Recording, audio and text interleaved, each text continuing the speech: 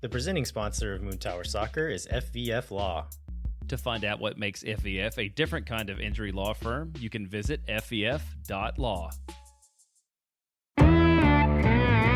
Hello, friends. Thanks for listening to Moon Tower Soccer. This week, we are out here at Live Oak Park at our annual New Year's Day meetup.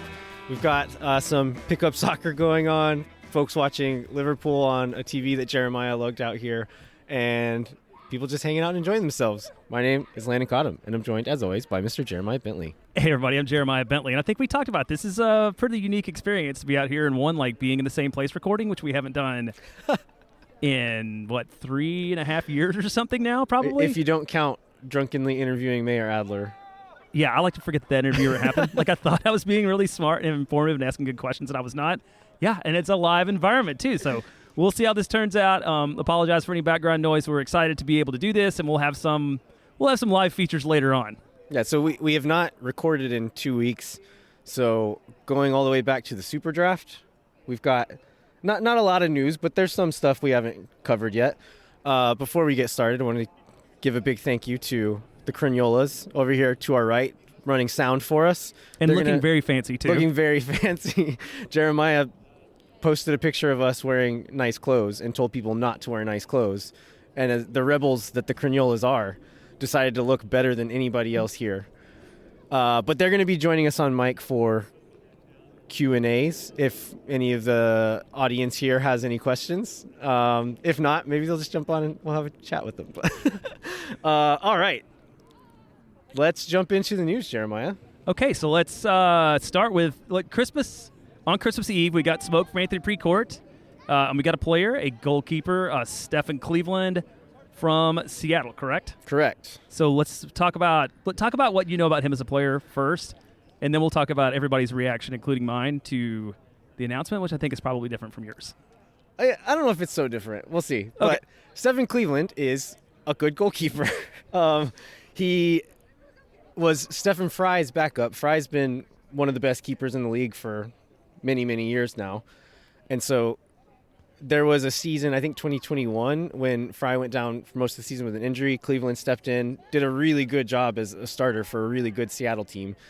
And so having a guy like Cleveland on the team is, we're talking about depth, quality. This is a really good pickup.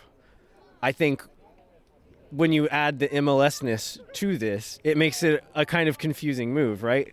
Because we have three players on the senior roster. Damian Loss, I believe, still counts as a homegrown, and so he's essentially free for the salary budget, counts as a supplemental spot. But having 4 players on the first team playing goalkeeper is a little strange, especially when there's only one goal to go around. I believe we cannot play yeah. We cannot play a 2-keeper formation. I mean, I guess Austin doesn't give anything up for him, so I think to your point, he's a good keeper. It's a free acquisition. I think the reaction, a lot of it being kind of confusing and a little bit negative, was just we've got smoke and Austin has a hill of needs, including that are a lot greater than Austin has a keeper. And so I think people were disappointed that it wasn't a fullback or it wasn't a forward when it came out. Yeah, I think a thing that we need to remember is that they're not going to sign players in order of need. They're going to sign players. We talked about this when we signed Rodney Redes, right? It's they didn't sign Rodney Redes as the first player because he was the most important player. Sorry, Stephanie. Wow, that's really aggressive for you to say that with Stephanie sitting right here. But yeah. But I understand that goalkeeper is not our position of most need right now, but that's the deal they got done that week, and so they announced it. And to think that they're going to announce moves in order of most important to least important is silly. And so I understand people want more meaningful moves than another goalkeeper, but that's just how it's going to be. Well, I think is the official keeper of the official records of Anthony Precourt smoke tweets. I think this is probably the most inconsequential player. Is that true? I think so. Who else? I guess it depends. Okay, we got one for Sophie Jafal. So I guess that would be inconsequential. Your definition may be different there. I would say just because of how good of a player Stephen Cleveland is, that I think maybe that's where it's like weird in my mind, is that like this is a really good player. People should be happy about this. But I feel like Stephen Cleveland is a good enough player to deserve smoke. But the fact that he's a backup goalkeeper is maybe where that doesn't quite. So I would say the worst player. That's what I was thinking. It's like maybe the least total effect on the roster, but I think that's the next thing we should talk about. Like what does this mean for the other three keepers who are in town? Like where do you see him slotting in, and do you see potential players on the move?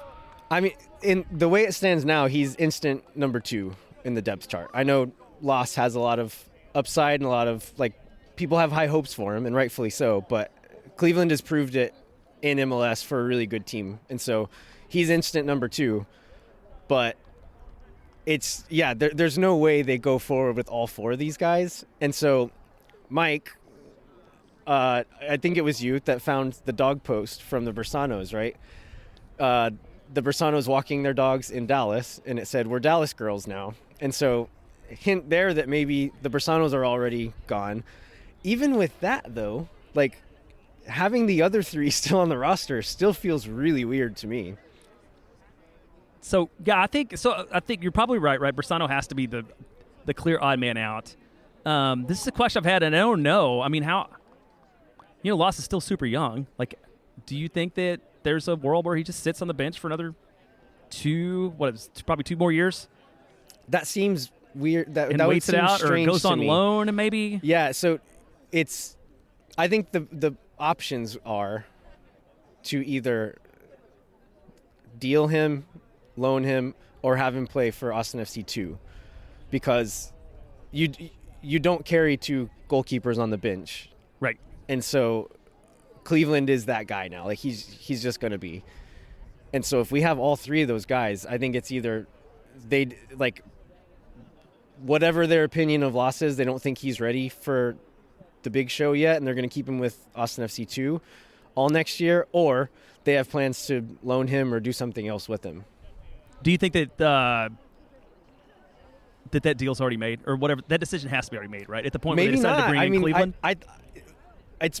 I mean, the decision is probably made. Whether that decision is to move him or to keep him on the second team, I'm sure that's already made, like what they want to do. But I don't know which is most likely at this point. I just don't know how they're viewing Damian Loss's future at the moment. Do you think there's any possibility that they're planning to move Brad Stuver? That seems like the least likely. That seems the least likely of of all the options. And I think, it seems like Loss has a lot of upside value. Like, I feel like you could probably get a lot for him. I don't know. What do you feel like you can? What is a Brad Stuver worth on the open market? He seems like a kind of player that's worth more probably to Austin than to somebody else. Yeah, and not just for sentimental values either, yeah. for like hard number reasons as well. That his age, and then also just the fact that MLS is a salary cap league. You don't want to spend a ton of money on a goalkeeper. It's just bad business to do that, and so. Yeah, I don't know that it would make sense for an MLS team to pay the money that it would be worth for Austin to let him go. And so that seems very unlikely to me. But keeping all 3 of them seems stupid to me. So I don't know what's going to happen.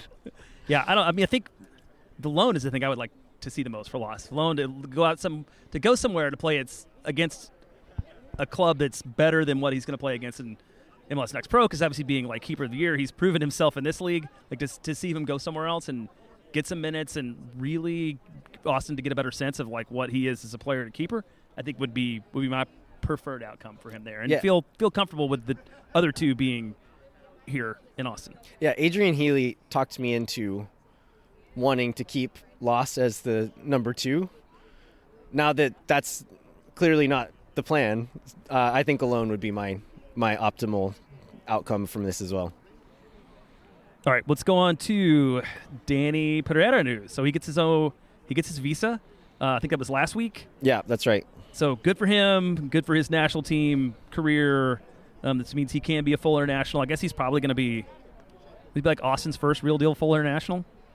I mean, depending upon if you count Vicenen, Julio, but okay. I mean, I think Dani has the chance to become like the first one that's going to be playing for a team that's Venezuela is not the biggest team in South America. They're going to be playing in big tournaments, chances to go to World Cup, things like that. Dani's probably going to be the first one to have a chance to do that kind of thing, which is very cool. What do we think this means for his future at Austin FC? Does it affect that at all? Because I think it might.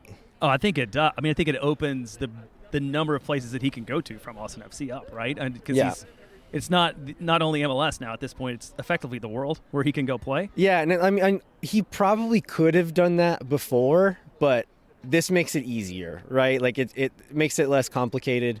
And then within MLS, I think it increases his value because he would probably still take an international spot, but is maybe closer to that. I don't know how green card stuff works in international roster spots, but I kind of think he would still take up an international spot.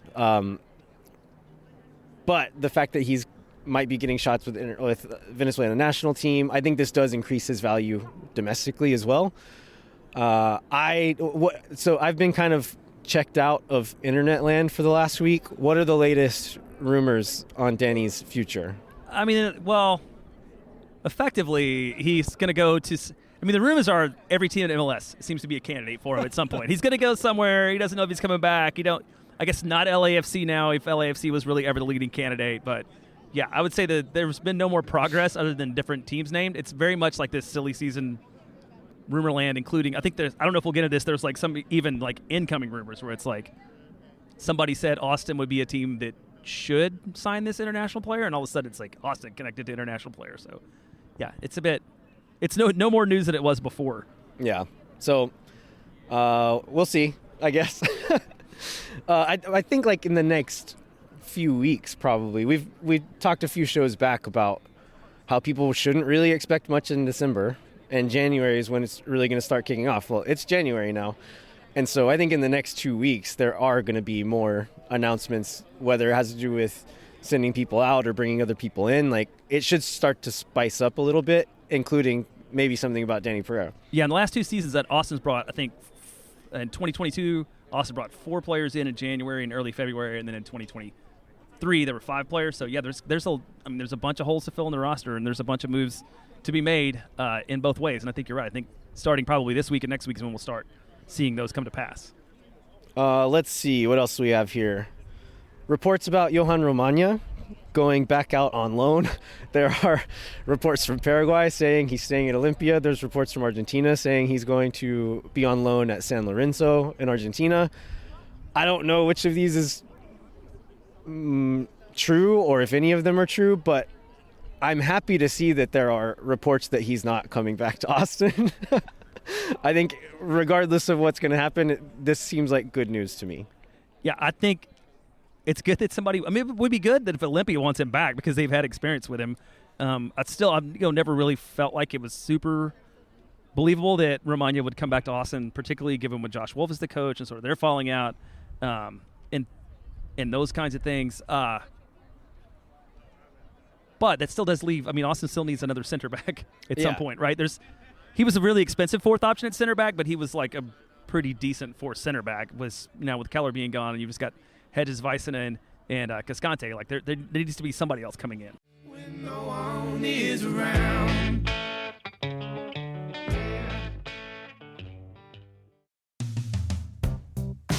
Moon Tower Soccer is brought to you by our friends at FVF Law, the official injury lawyers of Austin FC. FVF is a different kind of personal injury law firm dedicated to community, transparency, and client education. You can go to FVF.law to find out what makes FVF a different kind of injury law firm and why understanding your legal options can dramatically change the outcome of a case. Once again, that's FVF.law. Amplify Credit Union is a member-owned financial cooperative that's served the needs of Central Texans for over 5 decades.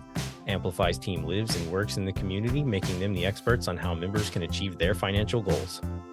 What makes Amplify different? No bank fees. Amplify is the first financial institution in Texas to put an end to bank fees. In 2022, Americans paid almost $8 billion in overdraft fees alone.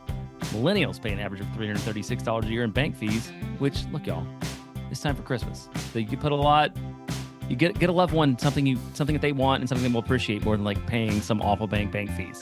You pay none of those with Amplify Credit Union. Amplify membership is open to any Texas resident. Learn to trust your bank again at Amplify Credit Union.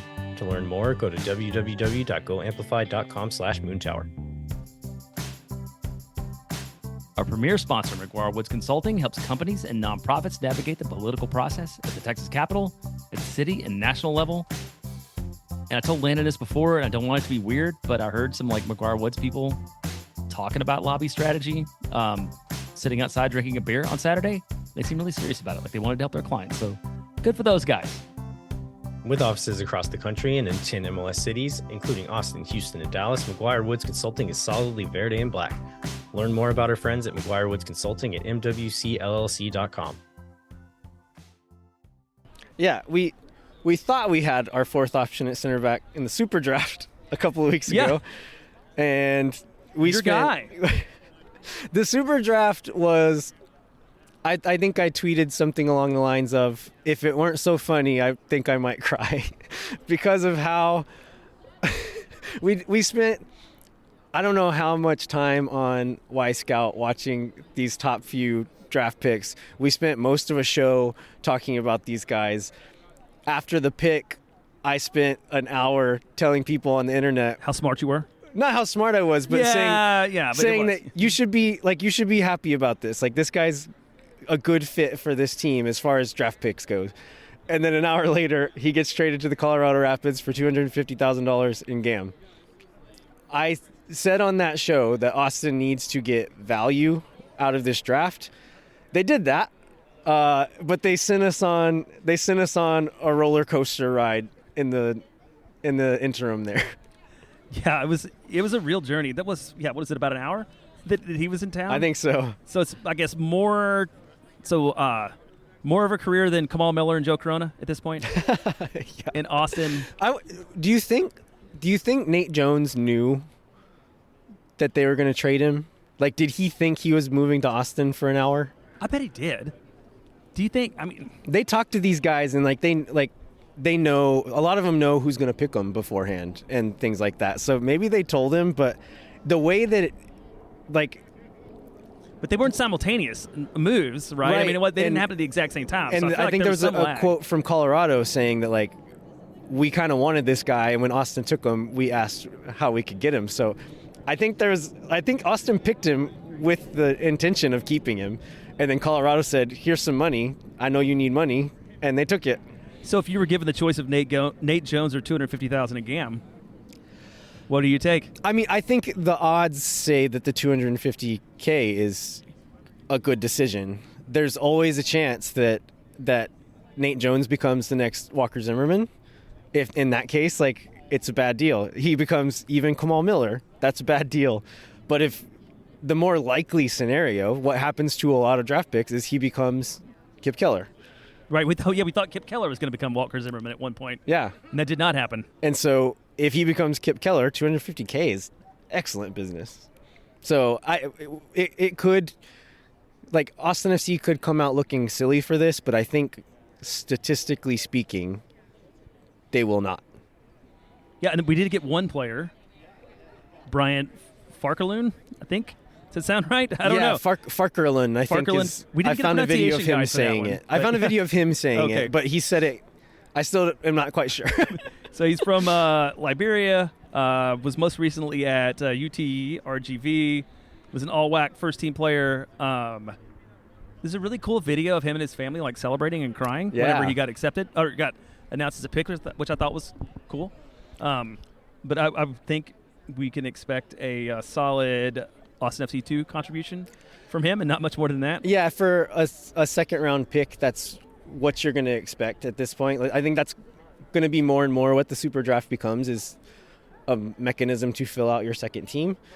Watching, I couldn't find, like, proper film on him, but there is a pretty long highlight video of him from games at UTRGV, and then he was at Houston Christian, before, for 3 years, and he's a lot of fun to watch, man.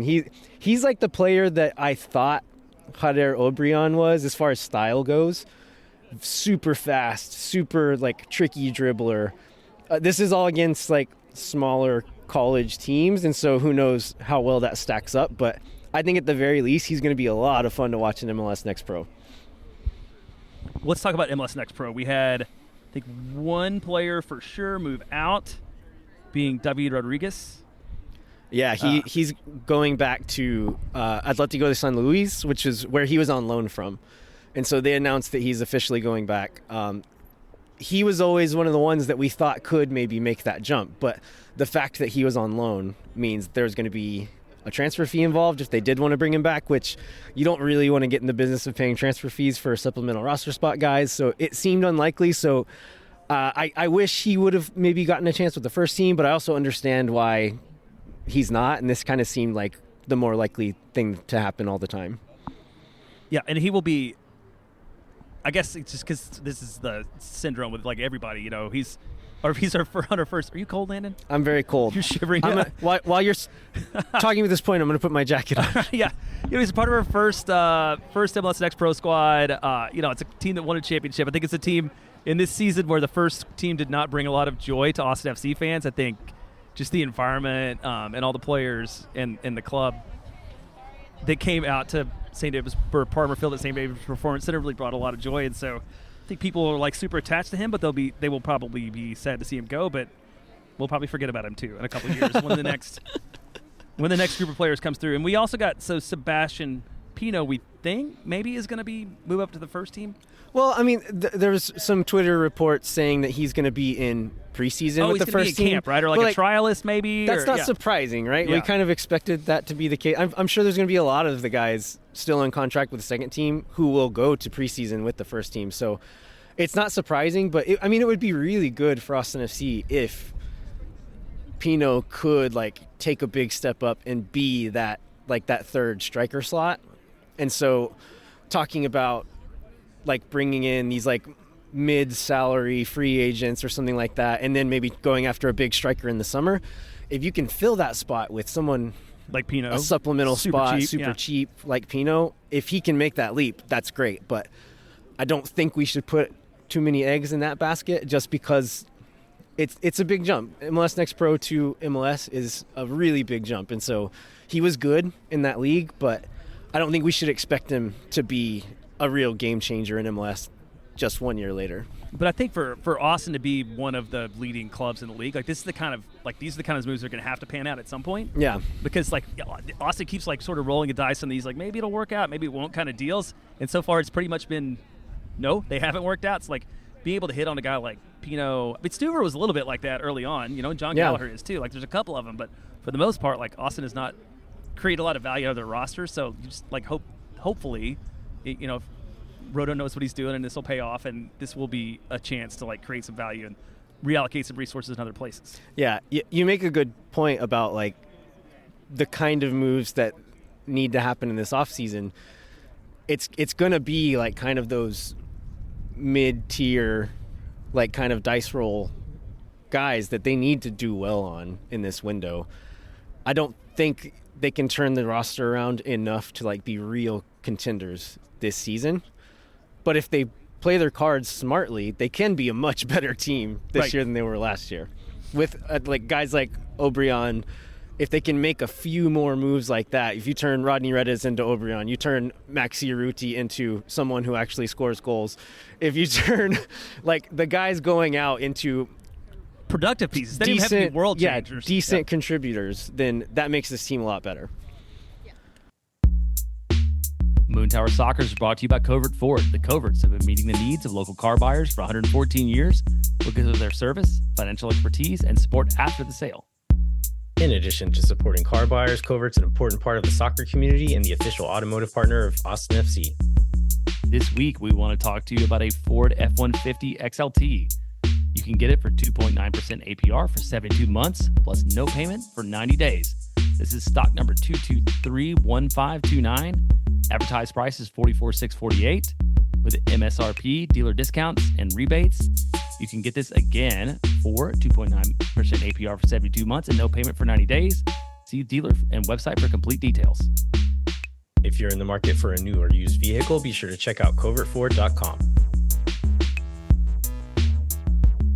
Moon Tower Soccer is brought to you by Sage Wilson Realty. The team is made up of Austin experts who are client-focused and have over 30 years of combined real estate experience.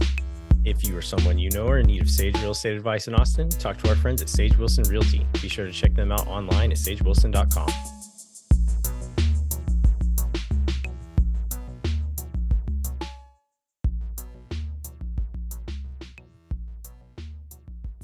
So we are going to get Mike and Steph to jump on mic with us, and we're going to take maybe one or two listener questions. Yeah, tell me. Yeah. You got a question? Be brave.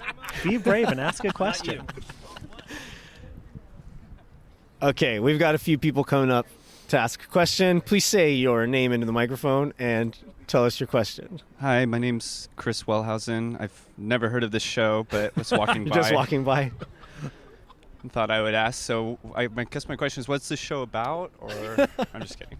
Okay, my question is, if you could sell one player this offseason and guarantee we keep one for this season, who would it be?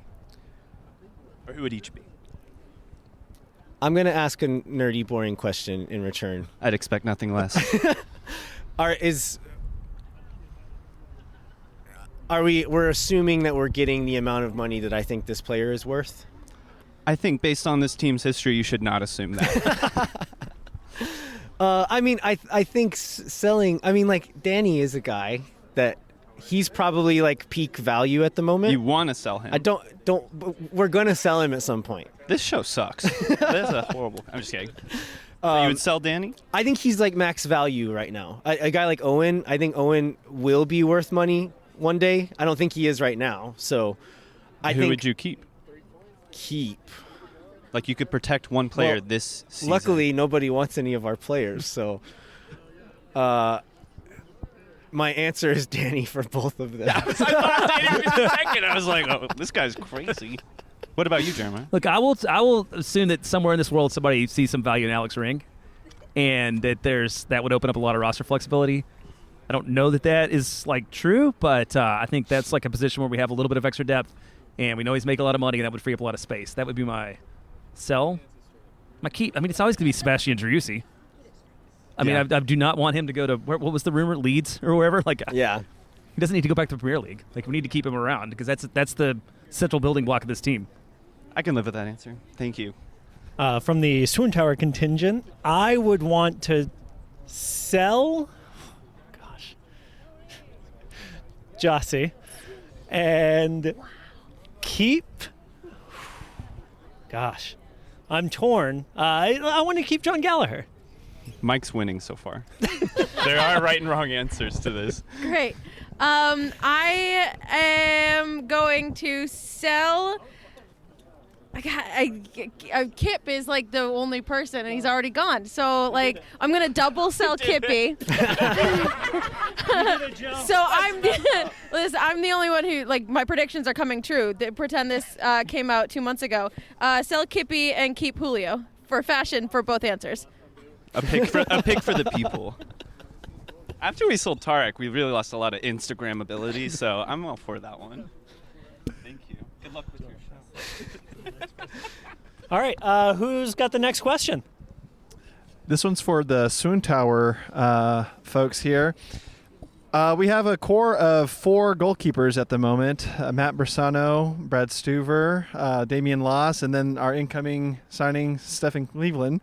And we just wanted to know if you had to pick and rank smiles and hair out of those 4, who would be the top for smiles and hair out of our current 4 goalkeepers? Like the most hair, or just I love that every question has a qualifier. So far. Yeah. I mean, just hair, however you want to take that. Brad Stuver, number 1. I assume we're wrapping these together, hair and smile. So like the average. We could do a 1. hair bracket and a smile bracket. Okay, great. I'm gonna go with Brad. Matt Bersano, number 2. Interesting. Damian Loss, number 3, and Stephen Cleveland, number 4. Wow. Okay. I really like Matt Bersano's hair. Yeah. I will go hair first. To me, it is Brad Stuver, and then Damian, and then Matt, and then Stefan. Smile, is Brad Stuver, Damian Loss, Stephen Cleveland, No. Matt Bersano. Okay. It's a lot of nuance there. I know. I don't have anything to add beyond that. You can I know my area of expertise. Thank y'all very much, guys. Great question. Next audience question. Oh no. Oh, there's a large man who is approaching the microphone. There's a character on the show. Say your name. My name is Jackson Bentley, son of Jeremiah Bentley. I have a question for him personally. Who is your favorite human son, not including the dogs? Great question. Wait, Jackson Bentley, whose other brother is Luke Bentley, who doesn't listen to the show and doesn't know any of these people? Well, obviously it's you, sweetie. All day. Your mom and your brother don't listen to the show, so like this is pretty easy. Yeah, thank you. Yeah, Thank you're you. No welcome. further questions. Next question. Great question. Next question.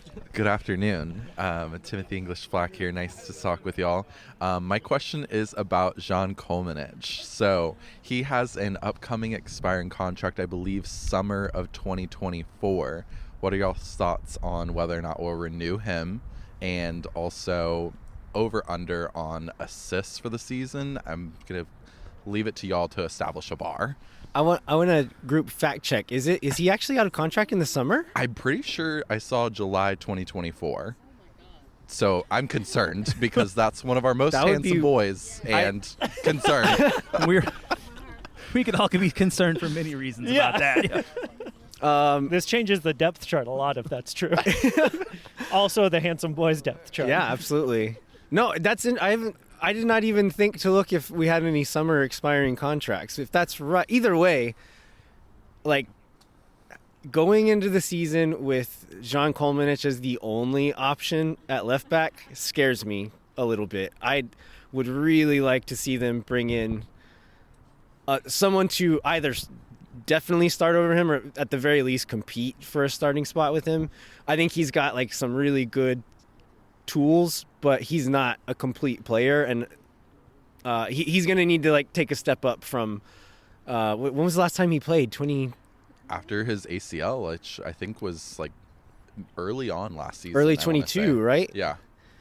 Or it's early 23. Yeah, early 23. Early 23. But yeah, so through 2024. Okay, fact checking over here. Oh. That's facts. Wow. We can't lose his pants.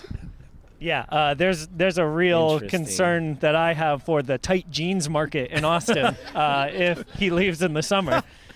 So, hey, this is Landon popping in with some fact checking during editing. Transfer March does say that Jean Kolmanich's contract ends in June of this year, but if you look back at the Austin FC press release when they exercised his transfer option, it does say that his contract has been extended through 2024. So he is under contract for the entirety of this season. Wait, what was the second part? Over under on assists? Over under on assists, and y'all can establish a line. What do y'all think on that? Mike, you want to set us a line? Yeah, let's set the line at 4.5. I'll go under because I was going to say 4, and I feel like it's less than 4.5. I'm not really good at math. So I'm going under. I'm assuming with that line that he plays like through June. Yeah, I'm going to take the hopeful under also, the hopeful part being that we bring in someone else who's the starter and he's not playing enough to get 4 assists. Now, one thing I'll say about him that to kind of go back to the earlier point we were having before we started taking questions about how Austin is like had these kind of risky picks and they need some players to pan out who have not made a ton of money. Like he's one that if he comes back healthy and it was the player he was at before, like he's a really good value. And there's not a lot of players in this Austin roster that are really good values. So hopefully we'll get to see the old John Kolmanich in 2024. Great Over. question. Ooh, let's go. Great question. Thank you so much. Next question from the audience. We have a question here in the front for the audience, right? From Bo. This audience member's name is Bo. Yes, Bo, what is your question?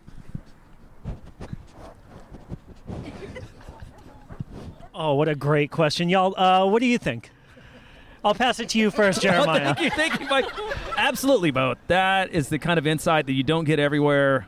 Clearly, we have the smartest dog listeners in addition to the human listeners, but Landon may have a different take. Yeah, I mean, I don't know that that's allowed on a soccer field, much less legal in Texas, but it would be a lot of fun to see. So I hope you're right, Bo. Over. Yeah, I'm going to take the under on that one, Bo. Thank you so much for your question. It was great. That was Beauregard Stuver III, coming straight to us from art class. So thank you again, Bo, for your great question. I know it's hard to top that one, but if anyone else has any questions, otherwise we could probably wrap this up and get warm, right? Oh, we do have one more. Yeah, one more. Elise always has the best question. From Elise, attached to Bo. Yes, Right, and who else has Elise really good attached to questions? Bo. My question for you is, we had Sebastian Driussi have an MVP season. We've had Gallagher have an MVP season. What player is going to surprise us with an MVP season? Great question. Yeah, that's a tough question. Because right now, who's going to surprise us? It's not a tough question in the way we would want it to be, right? Oh, yeah, not that we have too many candidates. Yeah. Yes, exactly. Yeah, there are not a lot. Steph. Owen Wolf. Owen Wolf. That's a good shout, honestly. I mean, he has he's got the potential to develop like not a lot do. Mike, do you have a different one? No. So here's the deal, right? We can't even field a team yet. And so I am going with the field. Yeah, that's not a bad answer, actually. I am going with an unnamed player that we have yet to sign. Whatever striker we bring in that hopefully scores a lot of goals, since Austin has never had anybody do that would be a great person to have as our MVP. If it comes from a winger, that's fine too. I'm not picky on the Forward. position. Yeah. Owen Wolf is not a bad shout. He's not going to win league MVP, but I think he is like poised to make a really big leap forward. So Yeah, I'm serious and starting fights. I contain multitudes. Both. All at the same time. Wait, do I have to answer? Everybody's looking at me. Yeah. Oh, no. Gosh, I'm going to go with Danny. I feel like it's the same. I feel like Danny, he grew up a little bit as a player, sort of like live up to his full potential, and maybe we get something out of him we didn't before. I would love it to be Emiliano Rigoni, but I've sort of given that up. What if Danny does it for a different team? Ooh. Well, that would break my heart. Landon, before we get into that, what is your answer for the question? Did I not answer it? You just said Owen was a good answer. You just said, yes. You said it was hard for the wrong reason. I don't think anybody's going to win MVP of the league, but if we're talking like a Gallagher-esque season, I think Owen's a really good shout. I think Driussi could do it again if we can bring in another creator to help him. But if we kind of stick with what the game plan was last year and the output from creative players we got last year, ain't nobody winning anything. I also think, though, if we get strong center backs, then Brad is due for some recognition, like some league-wide recognition. But I think that has a lot to do with who's in front of him. Because he still had a pretty good season last year, right? Yeah. But he's never going to win any awards when we're giving up that many goals. Right. Yeah, so I will paraphrase Matt Arnold's question, which is like, are we really going to go into a third season with Julio Cascante as a starting center back in Austin? I see no reason to believe otherwise. It's not my choice, but given like the way Josh Wolf likes to play and the fact that he's clearly going to be the coach through the rest of this year, like I think Julio's one of the guys. Yeah, he's one of the best center backs in the league, as long as you're looking at offensive stats only. And he's so handsome. Josh Wolf loves going forward, and so I know like a lot of people are still down on Matt Hedges. Financially, I don't like the Matt Hedges deal that much, but as a player, I think Matt Hedges is still a good option. We didn't see his best. best. As a name, Matt Arnold also likes that too, speaking for him. But I think Hedges can still be a really good center back in this league, and given an off season, given some time to get fit, I think he could be a good addition. And if Julio has a bad stretch, like there's an option to bench him for now, and having three real center backs. First time ever. Let's go. Options. At one position. Yeah. I guess two. I guess I was going to say, we have four goalkeepers. We have so many goalkeepers. Just not a lot of. What more do you need? For Wingers FC, there are not a lot of wingers on this team. All right, any others before we wrap up? Yeah. Okay, so FC2 is coming off of their championship season. Absolutely amazing. What do y'all expect from them this year? Great question. I have no clue what to expect from this team because I think there's going to be a lot of new players on this team. If Damian we don't know who the goalkeeper is going to be. Damian Loss may or may not be there. The backup keeper, Spencer Sanderson, is probably, I think he's going, what school I think is he's he going to college. Virginia. Yeah. So he's going to college somewhere. So that's going to be different. A lot of the guys are going to be out of contract and moving on. Maybe some of them get promoted. So it's going to be a completely different team. I'm hoping they can replicate the success, but I have no idea what to expect from this team. Yeah, I mean, hopefully the model is like a model that's sustainable and it wasn't just like a fluke year last year. Yeah. But we will find out for sure. I think the last question is a huge one. And then the center backs, right? Mazzaferro should be back. Keller's gone, though. Yeah, Keller's gone. Joe Hafferty might be back, so maybe he's the center back option. One thing I do expect to see is more young players, which Mallory is who asked this question. She's a big Micah Burton fan. I think we're going to see a lot more Micah Burton probably. Whenever Burrell took over, we did start seeing more young players kind of pushed into that team. So a player that I'm really looking forward to taking a step up is Irvin Torres. He played some minutes as a 15-year-old last year and didn't make huge waves, but didn't look out of place either. He was not a weak link in the team, so I think he has a chance to take a big step. And I'm going to be interested to see if Burrell kind of pushes the team to go in a younger direction and bring up more academy players into the team. I think the one thing we know we can expect is immaculate vibes. Yeah. And it's such a fun environment, right? Yeah. I mean, just going out to Palmer Field and like getting to be a part of the action, and like the fans are great, like the team is super connected to the people who are there. Like it's a good time. Yeah, I think this is going to sound backwards, but I would almost prefer to see a less successful team with younger players using Next Pro as that step up in quality for our academy. And I think to Landon's point, like seems like it's been Burrell's plan since he got here. And that's what that team is for, right? Right. Like the championship was fun, but it doesn't really mean anything for the first team if we're not moving players up. Yeah, I'd rather us Bad News Bears style hijinks out there, and see what happens with it, because we know that the fans in the stands are going to be there anyway. So, all right, anybody else? A follow-up question. Okay. So with all of the uncertainty, is there anyone that you're really hoping to keep this year? With Austin FC 2? Anthony Deonda. Oh, I love watching him He's one of the play. young guys that, like, if Anthony can like take a step forward. Check Torre, if he doesn't move up to the first team, he's a lot of fun. But now that he can defend. I love Bobacy because he's like he's a national team player and he's Is a Bobo solid back? player. Does anybody know his contract off the top of their head? Yes, the highly published MLS Next Pro contract statuses. I want to say Bobo is maybe on loan, so he might be gone.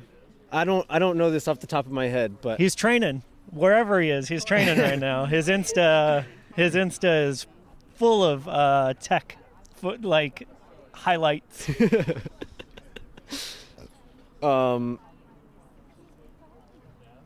Yeah, I'll go with Mike and say Anthony though. I would love to see him steal it, like take that starting spot for himself next year. Great question. Thank Sonia, you. Yeah, Sonia, great you have a question. Thank you all question? so much. I'm going to be your dumb person on these. What is the next player that you were going to hope to interview?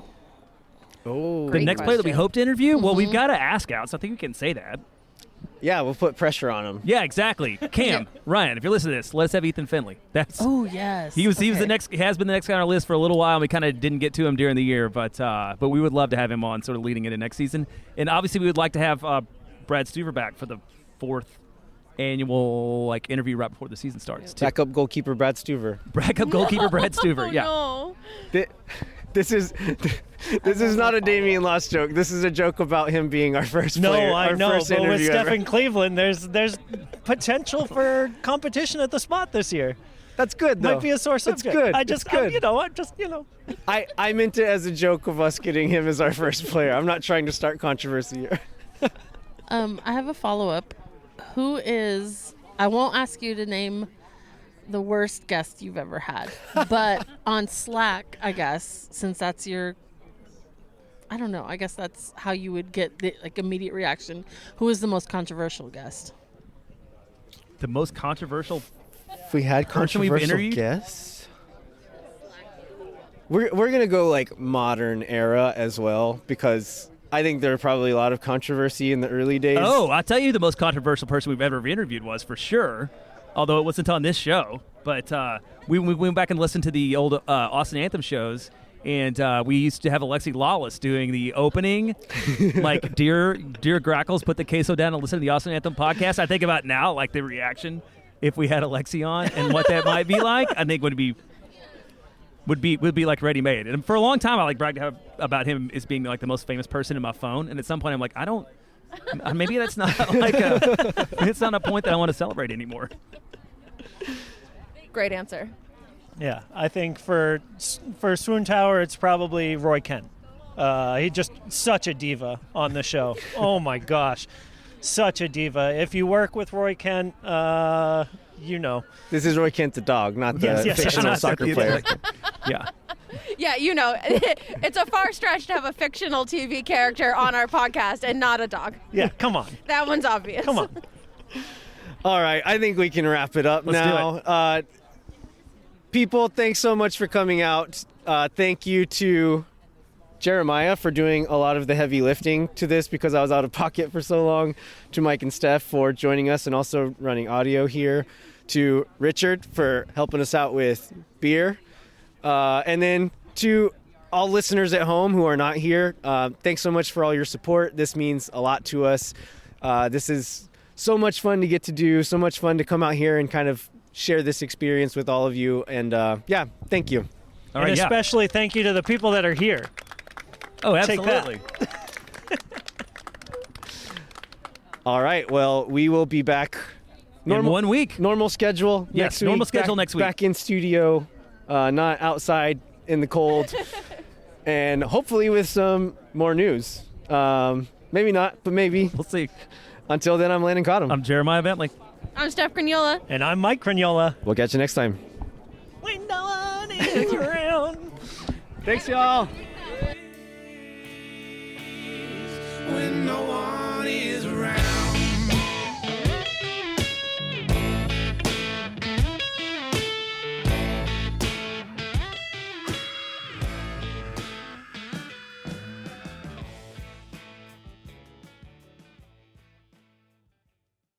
Thank for nothing, see you never. La gente. Oh my God.